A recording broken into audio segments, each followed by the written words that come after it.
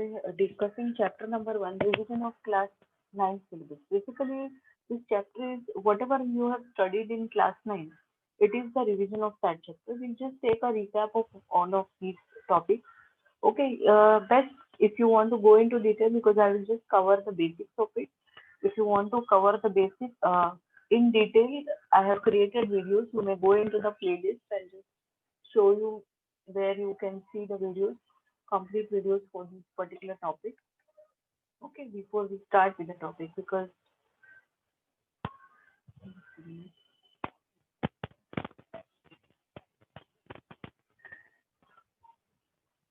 some children wanted that I should create this kind of videos. I have trying to put it in short now.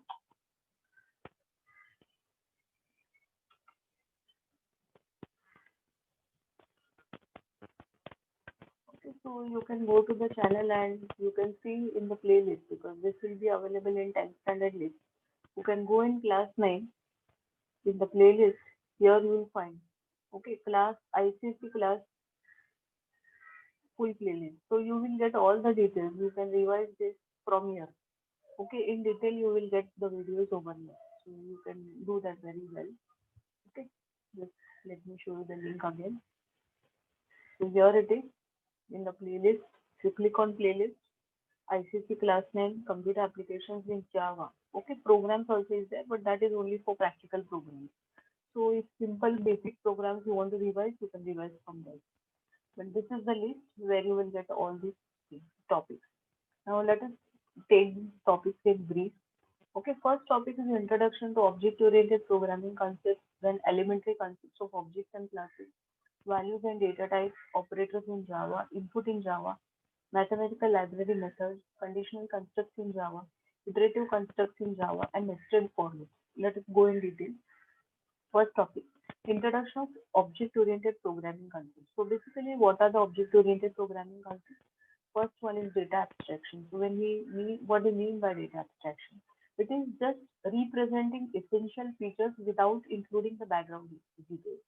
Example, we can take of a washing machine where we are using the washing machine, but we do not know how the internal mechanism of the washing machine. Okay, or you can take an example of a mobile where we are using the mobile, but we do not know how exactly the mobile is working. Second topic is encapsulation. Now, what do you mean by encapsulation? Encapsulation means wrapping of data and functions into a single unit. Like if you create a class, the data and methods are kept together into a class. Okay, so that is what we mean by encapsulation. Modularity. Now, modularity is nothing but act of partitioning a program into individual components. Normally, when you try to solve a complex problem, we do not try to solve the whole as a whole. We take the problem, we divide it into parts, and each individual part is a code is written. Okay, so this is what is modularity, where we divide the code into multiple modules or multiple functions. Next is inheritance. Inheritance is the capability of a class to inherit the properties from another class. So we may have a base class which will have the common characteristics, and we may have subclasses which may have additional characteristics apart from the base class characteristics. So whatever is available in the base class is also available to the derived class. So with the help of class and subclass concepts in 10th standard, we don't have this concept of inheritance. Just for the sake of definition, we can just remember it. Polymorphism, ability for a message or data to be processed in more than one form. Now, we had I think in future videos, you can go for method overloading, where it's a good example of polymorphism, where what is done basically. A method name is same, but the arguments are different. So, depending on the situation, the methods will be called. Okay, so this is polymorphism in more than one form. So basically, this is the idea of polymorphism. So in object-oriented concepts, these are you don't write a modularity. You can write data abstraction, encapsulation, inheritance, and polymorphism. Next is elementary concept of object and class. So what do you mean by object? What do you mean by a class? So object is nothing but it's an entity that has state and behavior. Like any object, real life object which we come across, it can be a fruit, it can be a pencil, it can be a book, it can be a bag, it can be a board, anything what we see in our day-to-day life. Whereas class is what? Class is not the real thing, it is a template or a blueprint from which the objects are created. We, whatever common things are there, we will write in the class. And it's a logical entity, it's not a physical entity. Whereas object is an instance of a class. I had already explained this in detail in the next video. You can just go through that. Values and data types. Now, in this chapter, basically we understand what is Java is using Unicode character set because it has to support multiple languages. Escape sequences. Now, what are they? They are used for displaying something. Like if you want to display new line, you will write slash n. If you want to display a tag character, you use slash t. For explicitly displaying slash or explicitly displaying single quote or double quotes, we'll be using. Then Java supports five types of tokens: keywords, identifiers, literal, punctuators, and operators. Now, what is keyword? Keyword is nothing but it's a special word which has got a special meaning to the compiler. Okay, we cannot use them as identifiers. Identifier is a name given to a variable, to a class. What is literal? It can be a constant where we are having a variable, we are giving some value to that. Punctuators are nothing but you are using semicolon, you are using curly braces. These all are called as punctuators. Operators, plus, minus, multiplication, division. Then data types in Java. So there are two types. One is primitive, another is non-primitive. Non-primitive, we have class and array. Primitive, we have the basic data types which we are using like boolean, char, byte, short, int, long, float, and double. Then type conversion. Type conversion is simply you want to convert from one type data type into another data type. So in implicit, we can one data type can be converted into another. Directly, it is done by the compiler. Whereas as a developer, if you want to explicitly convert, you can do that with the help of explicit conversion. Now, what are the operators in Java? You have unary operator like minus, plus, plus, plus, and minus minus, binary operator like plus, minus, multiplication, division, percentage. Relational operators, they are used in generally if statement, okay, where we are using these operators like less than, greater than, generally comparison operators. Then we have logical operators. When we have multiple conditions, we will make use of and or not operator. Assignment operators, where we have shorthand operators like plus equal to, if you want to write, instead of writing a is equal to a plus 1, we may write a plus equal to 1. This is a short way of writing. Then we have conditional operator, ternary operator, which is another way of writing. Instead of if else, we may go for ternary operator, that is question and colon. Then we have new operators. New operators is nothing but if you want to create an object, we'll make use of a new operator. So I'll give one example for new operator. Already we have taken this and already discussed that in the next program. It's a bit different. So let me explain you this. See all these things you can see the videos. Okay, it is clearly I have explained them in detail. So this is just a brief of everything. So easily you can study from there if you want, if you're not understanding any particular topic. Everything I have explained you in detail. Here if you say a class, student. Okay, so here we have class student. Here we have roll number and name. Now here what exactly is this new operator? So when you want to create an object of the class, you can do that with the help of new. Now when you want to access the data members, like if I want to call the accept method, this is my accept method. So how do I call this? So I have to write s1 dot access. Dot is the operator over there. I hope it is clear. Okay, let's go to the next topic. Input in Java. Now, basically, when you want to access input from the user, you have input in Java. Okay, so like if you remember your QBasic, we had the input statement. So same way here we have the next short, next in, next long. According to the data type, these are the methods. We have to use the scanner class because they are available in the scanner class, which is available in the package util. Before you start writing a program for this, like we'll take the same example here as we have used the input over here, correct? So I have accepted the roll number and the name over here. So now what I have to do? At the first thing, I have to import the java.util package. Then I have to use the class That is the scanner class. I've created an object over here and then I can call the method. Okay, according to the data type. If roll number is an integer, I have to say next integer. The string, I have to say sc dot next. That's the meaning of this. Initialization is simply you give some initial value to a variable. Then the types of error. Now there are three types of errors: syntax error, runtime error, and logical error. Syntax error is if you do any syntactical error. Like syntactical error means if you don't put a semicolon or something like that. That is a syntax error. Runtime error is what? Runtime means if you execute the program and then you enter some wrong value and maybe the output is not coming. That is your runtime. Generally, it's a divide by zero error. Logical error, you wrote the program correctly, run also, executed also correctly, but the logic is wrong. Instead of, let's say you wanted to do addition of two numbers, but you, instead of plus sign, you have used minus sign over there. So in that case, it's a logical error. You will get the output, but it's not correct. So this is what is your logical error. Then the types of comments. Now there are two types, single line and multi-line. Single line means if it is a comment which is there only on a single line. Like here, if I want to write some comment, comments are nothing but statements which will not get executed. So here I can write like this. This is a program, correct? Another way of writing, I can put it into multiple lines. I can write like this. This is a program.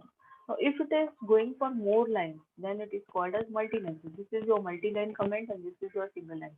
Comment simply means they will not get executed. They are just as a note.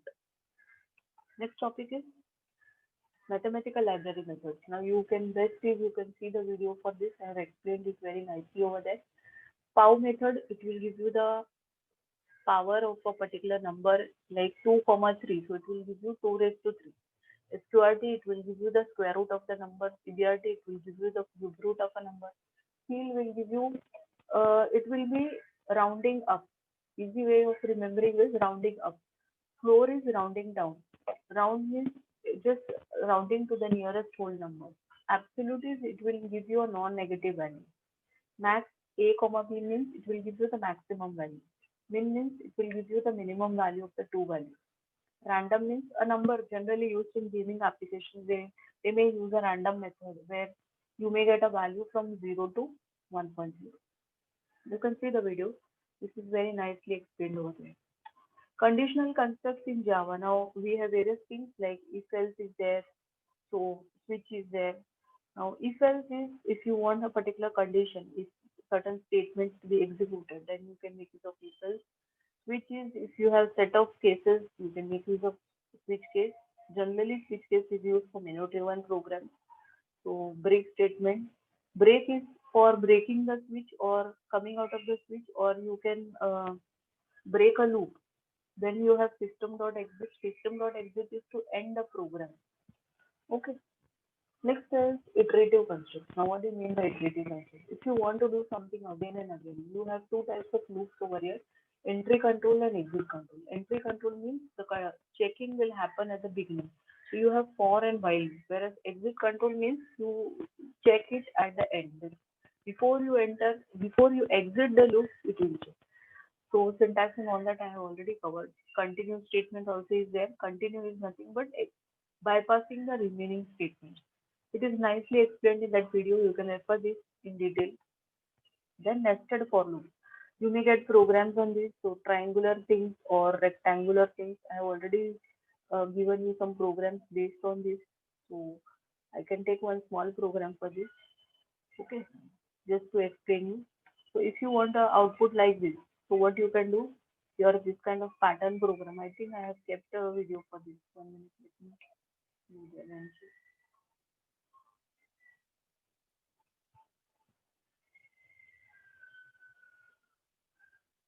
No, I think I have not created a video.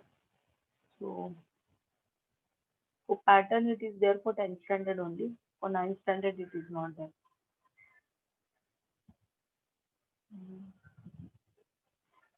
Method overloading and I have if else. For if else you can see these videos. 1, 2, 3. These videos will help you to understand if else. Okay, and these videos, if you go here in 9th standard Java programs also, you will get a lot of programs on switch and all that. So you can see the programs related with for loop, related with switch also is available over here. So you all can easily understand those topics. Switch also is available over here. Okay. Input the number of bit there and all that. So you can easily understand from here. Let's go to nested loop. I'll take one small example for this. This is the end of the topic. So let's take one small topic. I will just explain this one, uh, 1 2 1 2 3 or 1 1 2 whatever.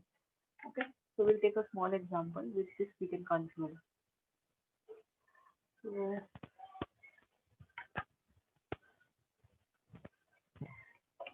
So uh, see, ninth standard you also have the number program. So I had covered a lot of board papers.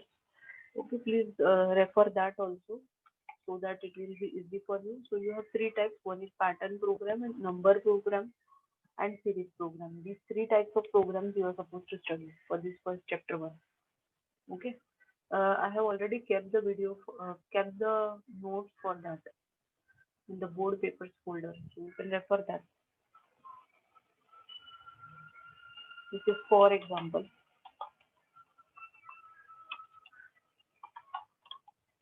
Okay. So let's say for easy.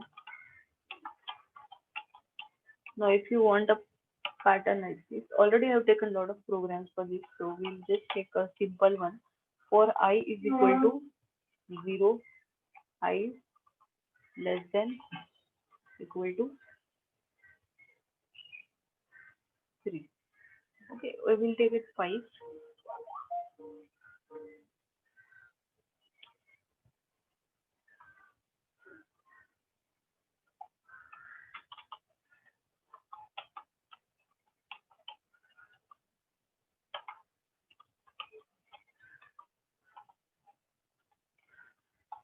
Only thing you need to understand is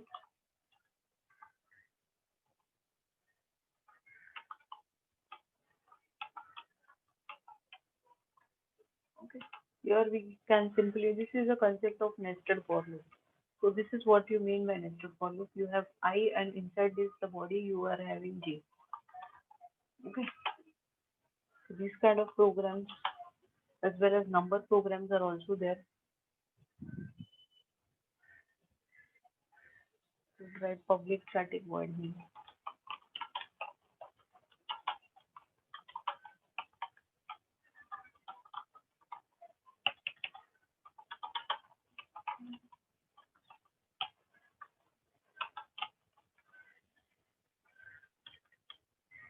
hello हाँ साहिल Okay.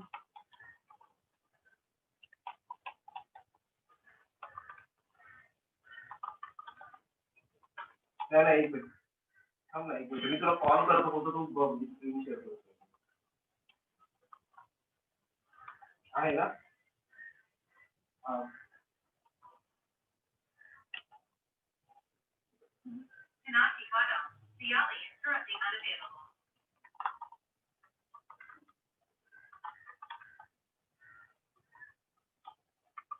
नाही नाही अरे मी तुला ठीक आहे पण तो change कर का कळलं का 5 तिकडे 5 हा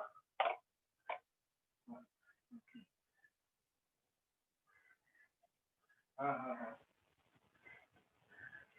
Okay. So this is very simple. What we are doing over here. नाही 5 तिकडे So this 5 टाकला की दिसेल कारण